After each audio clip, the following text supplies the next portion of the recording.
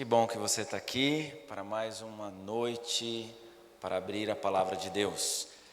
Eu queria dizer que eu tenho certeza que alguns de vocês ficaram decorando datas e esperando que a pergunta fosse de alguma data, mas não deu certo, né?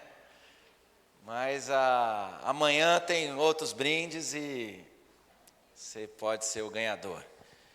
Eu estou hoje muito bem acompanhado. Disseram até que eu tenho um brilho diferente hoje. E tenho. Não só eu, mas também o pastor Tiago, né? Estamos muito bem acompanhados. As nossas esposas chegaram finalmente, estão aí nos acompanhando. Estou muito feliz de não estar pela metade aqui em Catanduva, agora estou inteiro. Ontem a gente falou sobre João Batista e a ideia de ser voz. E a gente viu que João Batista, ele é um tipo que é profetizado em Malaquias capítulo 4, verso 5, quando um profeta haveria de voltar, de vir, para fazer com que os corações dos pais se voltassem aos filhos e os corações dos filhos se voltassem aos pais. Que profeta era esse? Que profeta era esse? Muito bem. Então eu queria conversar com vocês sobre o profeta Elias. A gente falou que como a gente entender realmente, e eu disse que seria hoje. E para entender, a gente precisa compreender um pouco mais sobre a história de Elias. Mas antes de abrir a palavra, eu queria dizer para vocês que eu estou um pouco decepcionado. Não tão decepcionado, mas um pouco. Hoje almocei com um casal muito especial e o Cleiton me contou que segunda-feira é o dia que tem o futebol e minha esposa sabe, eu sou fominha de bola, estou com a chuteira no carro, assim, eu ia fazer um sermão mais curto, agora vou pregar 1h30, não, brincadeira. Mas tem uma máxima no futebol que vale muito para o que a gente vai falar hoje. Tem algumas leis no futebol, certo? Quem gosta de futebol sabe da lei do ex. O que é a lei do ex? Para o pessoal que não conhece, é quando um jogador troca de time, quando ele joga contra o seu ex-time, ele sempre marca um gol. Tem essa lei, uma máxima do futebol. Tem outra lei, que é uma lei que é a lei da ressaca de campeão. Já ficou sabendo disso? O time ganha tudo. Ganha um campeonato, uma Libertadores, um campeonato mundial, se você torce para o Corinthians. Se você é Palmeiras, não tem esse título.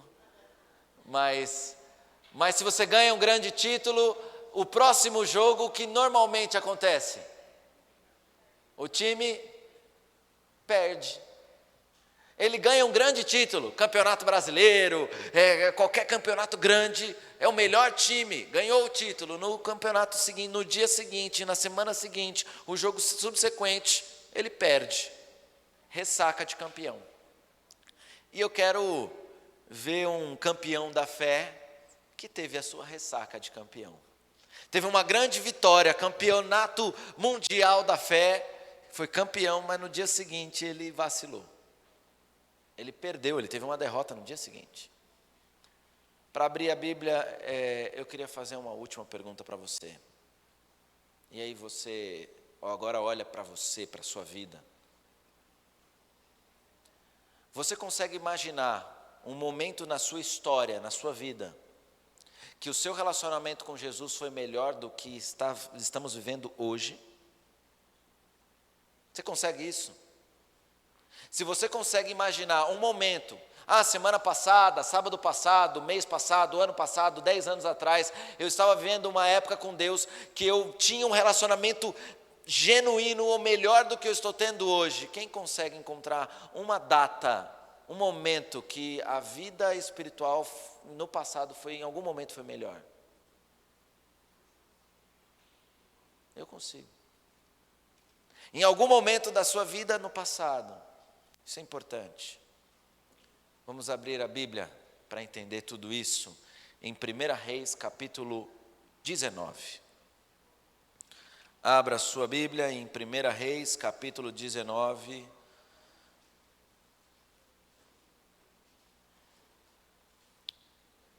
Antes de lermos o texto bíblico, eu queria orar com você e depois dar uma pequena contextualização no que o que acontece no capítulo anterior.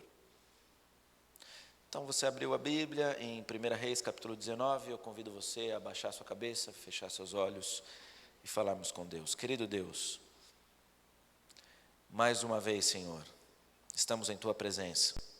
Agora, com a Bíblia aberta, com os nossos corações abertos, pedimos que a nossa mente também seja aberta para compreender a Tua verdade. Que possamos, a partir desse momento, ter a nossa mente totalmente conectada com a verdade, com a Bíblia. Que os problemas, que os nossos anseios, as nossas ansiedades, aquilo que nos atrapalha a concentrar, seja disperso nesse momento e que possamos apenas focar na Tua palavra. Esteja conosco. Fale através do Seu Santo Espírito em nossos corações, é o que pedimos em nome de Jesus. Amém.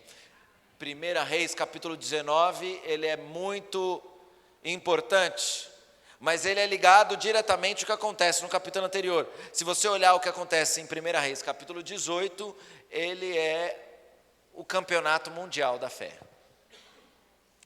É um campeonato, na verdade é uma disputa de centenas de profetas de Baal contra um profeta do Senhor. E você conhece a história. O que acontece? Os 300 profetas de Baal tentam fazer com que Baal responda com fogo. Aquele Deus que respondesse com fogo, esse Deus seria o Deus vencedor, profeta vencedor. Eles não conseguem, Elias zomba deles, e aí diz muito sobre o profeta, tinha autoconfiança, sabia que ia ganhar. Na verdade ele sabia que ele estava jogando contra um Deus que não existia, então não tinha batalha, porque ele conhecia o Deus que ele lutava, a quem ele servia. E aí quando ele chega, ele pede para molhar, ele faz toda uma coisa, ele vê literalmente, a Bíblia vai dizer que ele vê fogo descendo dos céus. Venceu, campeão. E aí a Bíblia vai dizer que o povo, vendo que Deus era o Deus verdadeiro, era o Deus de Elias, o Deus de Israel, o povo vai até atrás dos profetas de Baal e mata-os à espada. Eles cercam eles e os profetas de Baal são mortos naquele dia.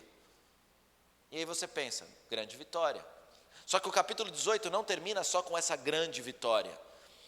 O profeta que tinha orado e falado que não iria chover durante 3 anos, e não choveu durante 3 anos, naquele momento Deus fala para ele, Elias, pode orar que vai chover de novo. E aí ele já começa a perder as batalhas. Por quê? Porque ele ora uma vez, o que acontece? Fogo desce do céu. Aí ele ora para que depois de 3 anos, em vez de fogo descer do céu, água desça do céu. Ele ora e pede para o seu servo, eles estavam na montanha, Monte Carmelo, lembra? Ele ora para que possa chover de novo, para que a chuva voltasse, e ele pede para o seu servo ir até a beira do mar, conferir se tinha nuvem vindo. Sabe o que o servo dele foi na beira do mar, subiu correndo a montanha, né? Desceu, subiu, e aí Elias perguntou, e aí, alguma nuvinha? Uma nuvenzinha? Ele, tem não, tem nenhuma nuvem não. Ele, desce de novo. E ele vai lá, desce, e ele volta, e Elias, e aí, tem uma nuvem? Disse, Elias, não tem nada. Sabe quantas vezes o servo de Elias teve que ir e voltar? A Bíblia vai dizer que foi 7 vezes. Na 7ª vez ele volta falando assim, olha Elias, tem uma nuvenzinha do tamanho da mão do homem. Eu acho que o cara estava com preguiça de descer uma 8ª vez. Mas Ele vai falar assim, tem uma nuvem do tamanho da mão de um homem. E aí quando ele tem esse vislumbre de fé, ele olha para Acabe e fala, Acabe, pega seu carro e vai embora. Pega porque vem chuva por aí. Pode ir embora que vem chuva por aí. E a Bíblia vai dizer no final do capítulo 18, se você estiver ali, você consegue dar uma espiada, vai dizer que Acabe saiu na frente. Era uma viagem de mais ou menos 50 quilômetros, 32 milhas, é mais ou menos isso. E a Bíblia vai dizer que o Senhor veio sobre Elias, ele prendeu a capa com cinto, no verso 46, e ele chegou em Jezreel, à frente de Acabe. O que ele aconteceu? Se você ainda não se ligou. Acabe estava com carroças, com carros, cavalos, ele estava a cavalo. E ele a pé chegou primeiro do que os cavalos. O Espírito do Senhor desceu sobre Elias e ele correu mais rápido que cavalos. Então, pensa, nesse dia, Elias viu fogo descer do céu. A Bíblia vai dizer que naquele dia choveu, e ele viu chuva, que ele orou e desceu chuva.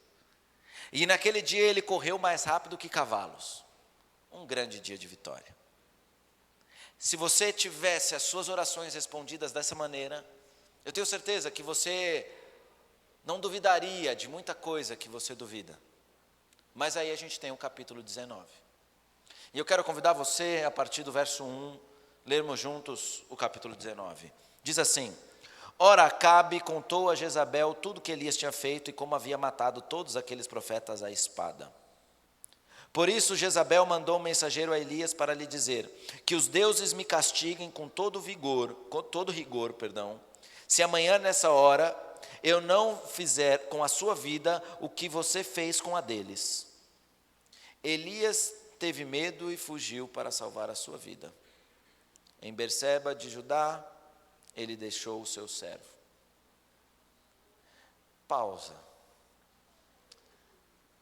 O homem de Deus, que viu fogo descer do céu, que viu chuva descer depois de 3 anos, que correu mais rápido que cavalos, quando recebeu um recadinho de uma rainha insignificante, ele fica com o quê, gente? Com medo. E ele foge para salvar sua própria vida. Isso mostra uma coisa: Elias deu os ouvidos a mensagens erradas. Ele deu ouvidos a palavras erradas. Ele ficou com medo porque ele ouviu a mensagem de Jezabel e ele deu ouvidos. Aquilo mexeu com ele. E às vezes nós fazemos o mesmo, quando dificilmente, quando temos medo de alguma coisa, quando esquecemos de algumas promessas, quando alguém nos diz alguma coisa. Você conhece alguma pessoa que quebra a sua confiança? Tem algumas pessoas que têm esse poder.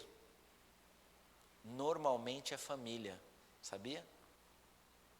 Você toma uma decisão, fica animado, vai fazer uma coisa, vai fazer uma faculdade, resolve abrir um negócio, daí você chega para os seus amigos e conta, seus amigos, é isso aí, cara, é bacana e tal. Daí você conta para sua irmã. Ela só diz assim: tem certeza? Pronto, acabou sua confiança. Acabou toda. Isso acontece comigo. Minha irmã tem esse poder sobre mim.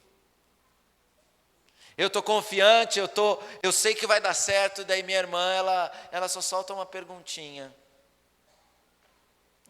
Não sei não. Pronto, acabou minha confiança. Fico com medo de fazer aquilo. Será que vai dar certo? E aí quebra toda a minha confiança. Por quê? Porque a gente dá ouvido à palavra dos outros, em vez de se apegar à palavra de Deus. E aí ele foge. Ele foge para quê? Para salvar a sua própria vida. Só que o texto não para aí. Vamos no verso 4. E entrou no deserto, Caminhando um dia, chegou a um pé de giesta, sentou debaixo dele e orou pedindo a morte. Já tive bastante, Senhor, tira minha vida, não sou melhor que meus antepassados. Depois se deitou da árvore e dormiu. Gente, por que Elias foi para o deserto? Por quê? O que ele estava fazendo? Por que ele estava fugindo? Estava com medo de morrer. E aí ele ora pedindo o quê? Nós vemos, e os teólogos acreditam que essa é uma das primeiras pessoas com um diagnóstico de depressão na Bíblia. Quando você faz algo incoerente e pede a Deus para morrer. Ele foge por medo de morrer, porque ele poderia, já que eu quero morrer, então, Senhor, eu vou ficar aqui, essa mulher vai vir, vai me matar e está tudo certo. Ela vai me matar, mas ele foge com medo da morte. Só que em algum momento, depois de um dia de caminhada, ele vai lá e ora, Senhor, tira minha morte, tira minha vida, porque se você entender o contexto judeu, não acreditava, eles não praticavam suicídio. Por isso, ele orou para pedir que Deus tirasse a sua própria vida. Ele estava num claro grau de problemas emocionais. E aqui nós temos a nossa primeira lição. Irmãos, problemas emocionais acontecem até com os grandes homens de Deus. Na verdade, a gente pode entender que lutas emocionais, elas existem para todo ser humano, independente da sua fé. E Elias no dia anterior tinha visto o fogo cair do céu, tinha visto chuva depois de 3 anos, ele tinha corrido mais rápido que um cavalo, e mesmo assim, ele teve uma luta, uma batalha emocional. E aqui a gente vai tirar algumas lições de como Deus tirou Elias da sua luta emocional, da sua batalha emocional, da sua depressão, que não é natural, não é natural uma pessoa pedir para morrer. Ela não está sã, ela está emocionalmente abalada. E existem algumas lições. Na verdade, são 6 lições. Se você quiser anotar, a Bíblia vai trazer 6 lições. E a primeira já está no final do verso que a gente acabou de ler. O que ele fez? Dormiu. O verso que a gente acabou de ler, ele dorme. Ele dorme. E isso é importante, porque alguns problemas nossos, eles poderiam ser resolvidos com uma simples noite de sono. Uma simples noite de sono, às vezes você está estressado, às vezes você está ansioso, você está preocupado, e simplesmente se você deitar a sua cabeça no travesseiro e dormir aquela boa noite bem dormida, você acorda e parece que você pensa melhor. E na verdade, alguns dos nossos problemas vêm através de uma falta de dormir, de sono. Ontem eu e minha esposa, a gente estava conversando até, ela chegou tarde, a gente foi papeando e tal, e a gente conversou e chegou alguns diagnósticos nossos, e a gente viu que a origem de alguns dos nossos problemas é porque a gente não estava dormindo direito, tanto eu quanto ela. Vocês não sabem, mas no sábado de manhã, da sexta para o sábado eu não dormi bem. Eu vim sábado de manhã para pregar aqui, preocupadíssimo. E eu mandei mensagem para ela, falei assim, meu raciocínio não está bom, não dormi bem. Estava preocupado, ansioso. Precisava do quê? Dormir. Dormir. E às vezes, primeira coisa, você precisa dormir. Só que o texto continua no verso 5, que diz assim, de repente um anjo tocou nele e disse, levante-se e coma. Elias olhou ao redor e junto à sua cabeça havia pão assado sobre as asas, sobre brasas quentes e um jarro de água. Ele comeu, bebeu e levantou-se de novo. Deitou-se de novo, perdão. O verso 7, o anjo do Senhor voltou, tocou nele e disse, levante-se e coma, pois sua viagem será muito longa. Então ele se levantou, comeu, bebeu. Fortalecido daquela comida, viajou 40 dias e 40 noites até chegar a Horebe, o monte de Deus. E ali entrou numa caverna e passou a noite. Então você tem a primeira coisa, ele dormiu. Só que existe uma segunda coisa. Primeira item que a gente tem que fazer para vencer é dormir bem. A segunda é levantar. Porque tem gente quando está em depressão, não quer sair da onde? Da cama. E aí o anjo tem que aparecer 2 vezes e falar assim: irmão, levanta. Levanta. Não basta só dormir, porque às vezes é bom, uma noite de sono vai resolver. Mas quando você está às vezes com alguns problemas emocionais, você não quer levantar da cama. E o que você precisa fazer? Levanta. Levante-se. Segunda coisa, você tem a primeira, vamos lá, vamos ver se vocês estão espertos. Primeira, segunda, levantar. Terceira, comer bem. Comer bem. Comer saudável. A gente precisa se alimentar bem. Hoje no almoço a gente estava conversando sobre comer, né? Como a gente precisa cuidar, alguma coisa de alimentação.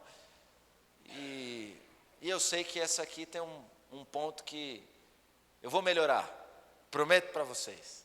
Próxima vez que eu vier aqui em Catanduva, vai dar para fechar os ternos. Prometo. Nossa, promessa forte, hein? Me cobrem. Lorena, me cobra. Terceira, se alimentar bem. Quarta, beber água. Parece que não, mas é um dos exercícios mais difíceis para um ser humano, é fazer aquilo que é essencial para ele, que é beber água. A gente bebe refrigerante, bebe suco, bebe água de coco, mas água que é bom nada, né? Beber água é essencial. Imagina se você fosse realmente, olha, vi até alguém que se lembrou e já botou para dentro. É isso aí. Beber água. Então vamos ver se vocês estão espertos. Primeiro, segundo, terceiro. Muito bem. Quarto, beber água. O quinto é fácil. Exercício. Porque ele comeu e bebeu, e ele falou: não, você não está entendendo, levanta aí, você vai comer e beber bem, porque você vai ter uma grande jornada. E ele faz um exercício bom, uma mega ultra maratona de 40 dias e 40 noites, e pensa num pão bom, porque ele corre 40 dias e 40 noites sem parar, e ele faz um belo de um exercício. E essa é uma coisa que falta para a gente. Quando você começa a se exercitar, o seu corpo produz endorfina, produz serotonina, são hormônios que vão te dar bem-estar e vão te ajudar a vencer as suas lutas emocionais. E o último é quando ele vai até o monte de Deus. E o sexto e último item que Deus usa para salvar Elias é um encontro com Deus. Então aqui, dormir, levantar, comer, beber água, fazer exercício e ter um encontro com Deus vai te ajudar a vencer as suas lutas emocionais. Só que é responsabilidade minha dizer para você, em pleno século 21, a mente humana foi estudada por muitas pessoas. Existem profissionais que também vão poder te ajudar, psicólogos, terapeutas. A pandemia trouxe muita dor para muita gente. Você conhece alguém que perdeu algum familiar? Você provavelmente está lutando algum estágio. Eu estou mostrando que Deus não usou um psicólogo para Elias. Ele usou 6 itens: dormir, levantar, comer, beber água, exercício e o encontro com Deus. Você pode utilizar esses 6 itens, mas não exclua os profissionais que vão poder também te ajudar a sair. Se você é uma pessoa que está lutando hoje emocionalmente com uma depressão, também procure profissionais. Eu não estou aqui Seria irresponsabilidade minha se eu pregasse uma cura emocional simplesmente através da Bíblia. Vocês estão me entendendo? Existem lições, sim, se a gente colocar em prática, eu tenho certeza que vai fazer bem para todos nós. Dormir bem, levantar para viver a vida, comer bem, beber bastante água, fazer bastante exercício e se encontrar todo dia com Deus, isso vai fazer bem para todos nós. Mas eu precisava deixar aqui bem pontuado que também existem os profissionais, terapeutas, psicólogos que vão orientar e vão poder te ajudar a também sair dessa situação. Mas aí existe um problema, porque Deus faz tudo isso, só que o profeta vai no Monte Santo de Deus, no Monte Horebe, mas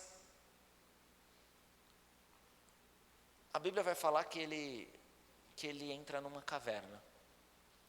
O anjo diz para ele ir ao Monte Horebe, o Monte de Deus. E o que o profeta faz? Ele entra numa caverna. E isso acontece com todos nós. Ele está perto do lugar onde ele deveria estar, ele está perto do monte do Santo de Deus, mas em vez de subir no monte, ele entra na caverna. Isso acontece com muita gente. Às vezes você convida alguém, você talvez é um convidado que está aqui hoje, você está perto de Jesus, mas aí de algum momento, quando em vez de você subir e ter um encontro com Deus, você resolve entrar numa caverna. Já viu? Quando você vai conversando com alguém, você vai falando sobre Jesus, ela até começa a se interessar, chega até perto do monte, e você fala assim, nossa, essa pessoa vai entregar sua vida a Jesus, e aí de repente ela, em vez de subir com você, para ter um encontro com Deus, ela entra numa caverna. Já viu isso? O profeta fez isso. E às vezes não só em relação ao nosso relacionamento com Deus, mas às vezes entramos em cavernas. A gente precisa saber onde Deus está. E Deus não estava na caverna. Porque a palavra do Senhor vem sobre Elias no verso 9 do capítulo 19, e ele faz uma pergunta para Elias. Qual que é a pergunta? Elias, o que você está fazendo aí? O que você está fazendo aí? Ele não era para estar ali. E tem muitas coisas muitos lugares que visitamos, que não era para estar, e você ouve aquela voz de Deus sobre você falando assim, ei filho, o que você está fazendo aí? Jovem, o que você está fazendo aí? Você entra num site que você não deveria, e aí você ouve uma voz, o que você está fazendo aí? A pandemia aumentou a caverna de muita gente, que é um dado alarmante. Em 2020, houve um aumento de 400% nos acessos de sites pornográficos. Cavernas. 400%. Aquela voz de Deus falando ao seu ouvido, ei, o que você está fazendo aí, cara? Eu não estou aqui. Quantos jovens saíram da igreja e ouvem até hoje essa voz, filho, o que você está fazendo aí?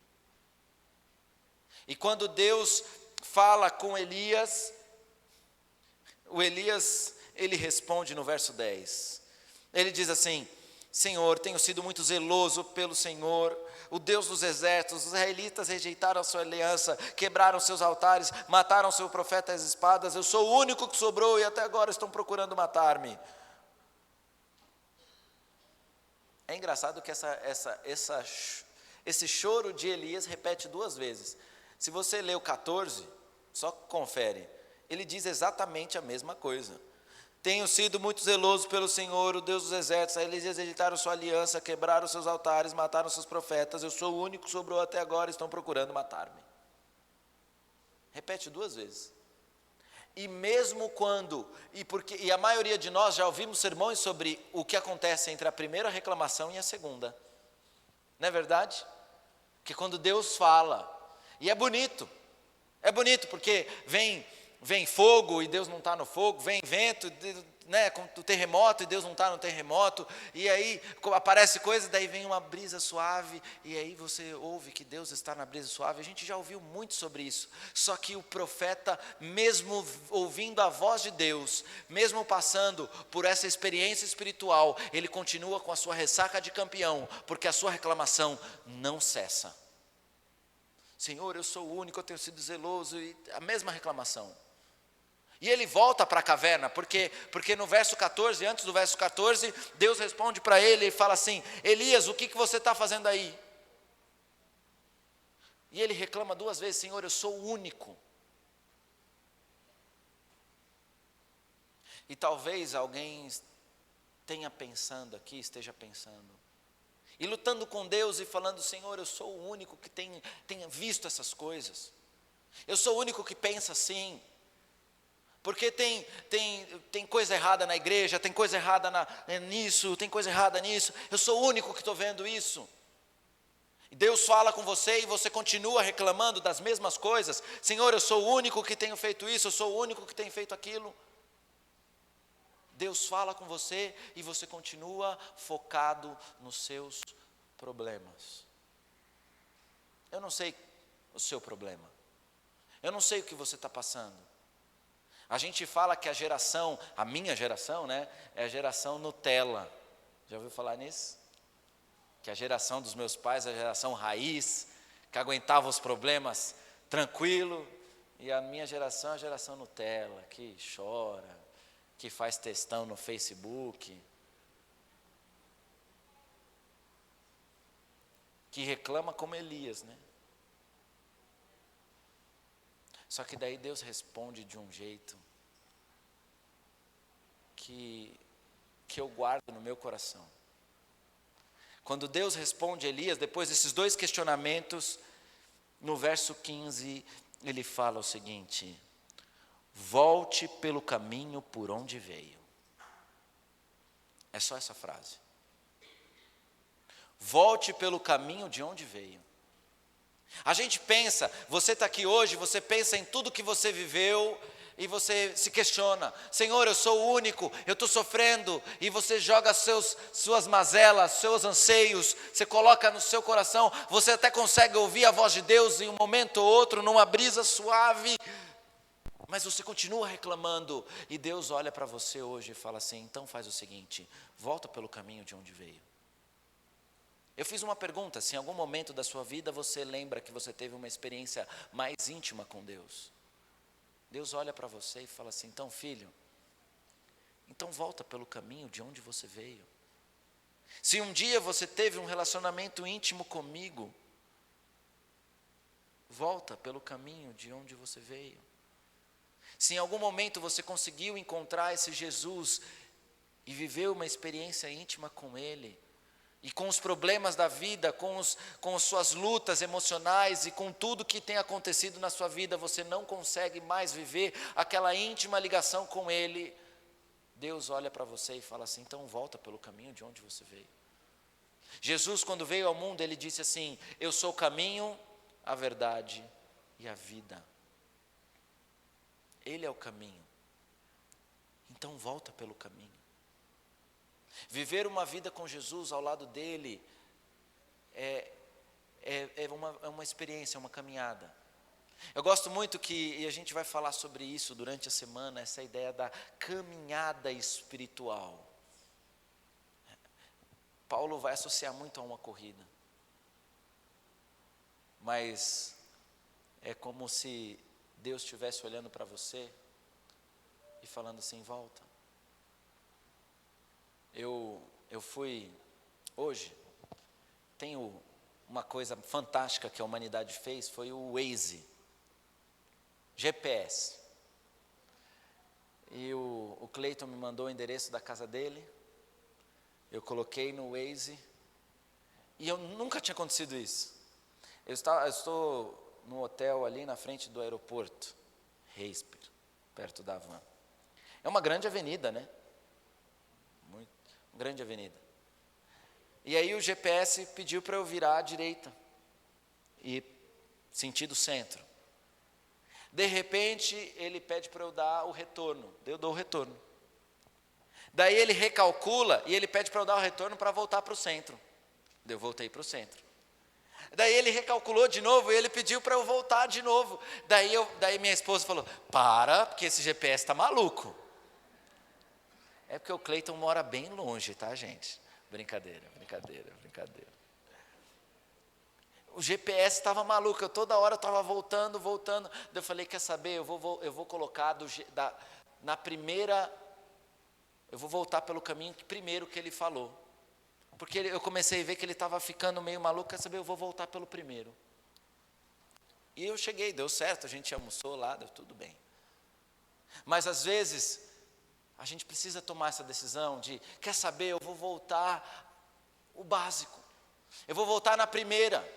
E a gente lembra disso quando a primeira carta de Apocalipse à igreja de Éfeso, aos Efésios, quando ele vai falar, exortar contra a igreja e fala assim, vocês abandonaram o seu primeiro amor, e ele vai falar assim, volte a esse amor. É isso aí. Volte pelo caminho de onde você veio. Voltar para o caminho de onde você veio. Eu queria orar com vocês para isso acontecer. Sabe, é voltar ao básico. É entender que eu preciso, se eu tinha uma intimidade, com certeza eu orava mais. Com certeza eu lia mais a Bíblia.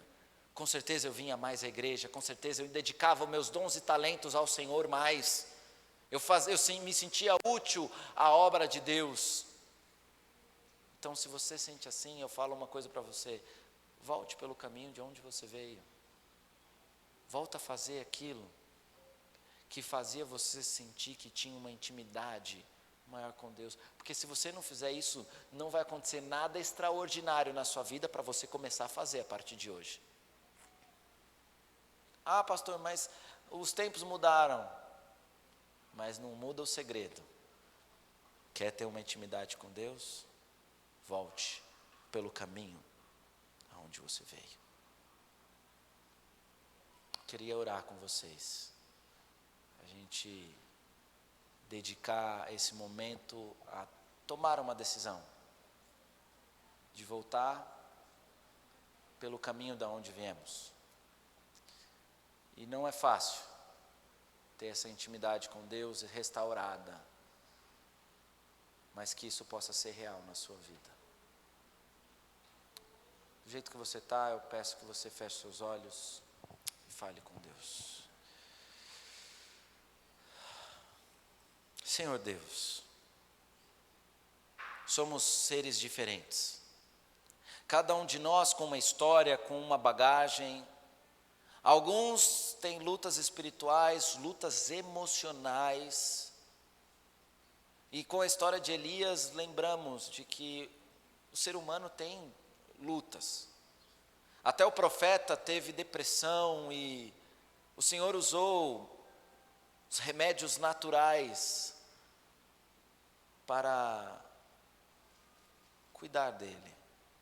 Senhor, nos ajude a repousar mais, ânimo para levantar e fazer as atividades do dia a dia, que possamos nos alimentar melhor, beber mais água, nos exercitar, confiar em Ti em cada momento. Mas, Senhor, tira-nos de nossas cavernas.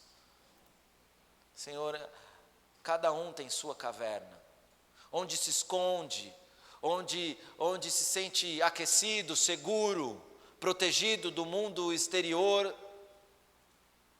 Senhor, se alguém encontrou nessa igreja uma caverna, Senhor, tira da caverna.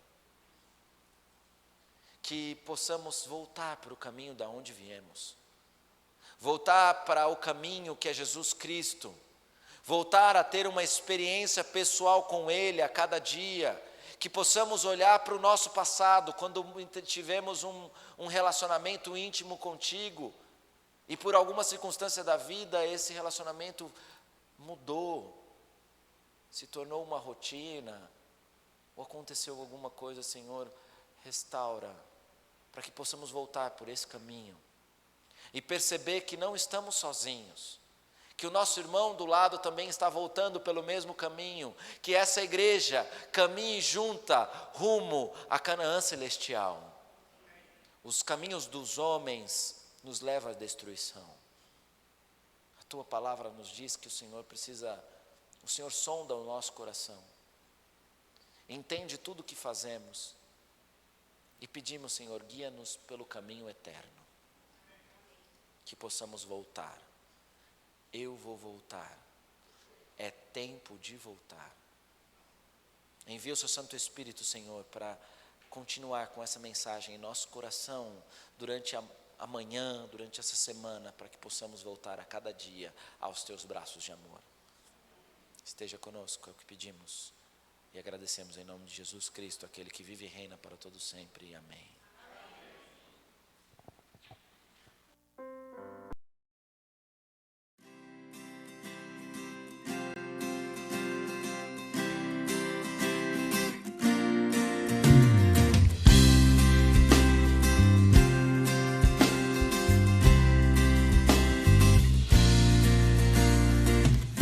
Senhor, em mim habitar, pois quero ser templo teu.